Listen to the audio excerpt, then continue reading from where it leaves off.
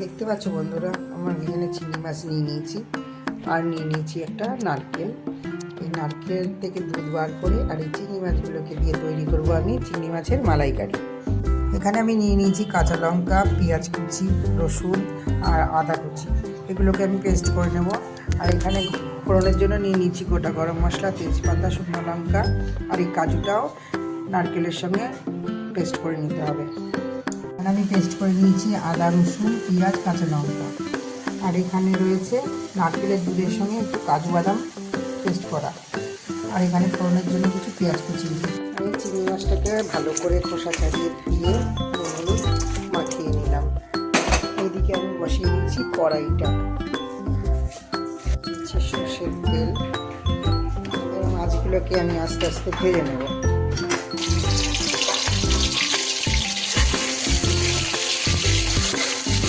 মাছগুলো ভাজা হয়ে গেছে। এবার আমি এই তেলের মধ্যেই দিয়ে দেব দুটো তেজপাতা, শুকনো লঙ্কা আর কিছু গোটা গরম মশলা।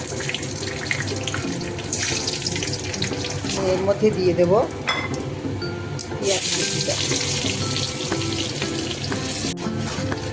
পেঁয়াজটা ভাজা ভাজা হয়ে এসছে। এরপরে আমি এখানে মিশিয়ে দেব মশলার পেস্টটা, পেঁয়াজ, রসুন, আদা আর কাঁচা লঙ্কা। মশলাটা একটু ভুনে নিলাম, আমি কষা করে নিলাম।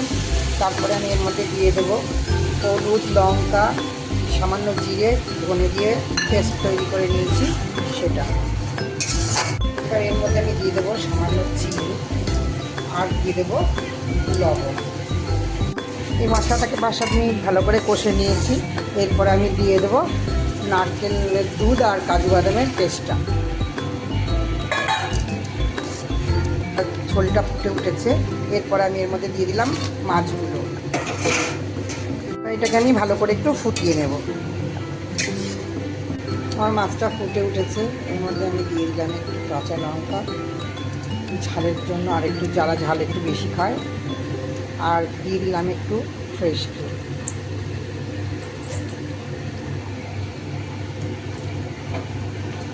এবার এটাকে আমি নেড়ে মিশিয়ে নেবো ভালো করে।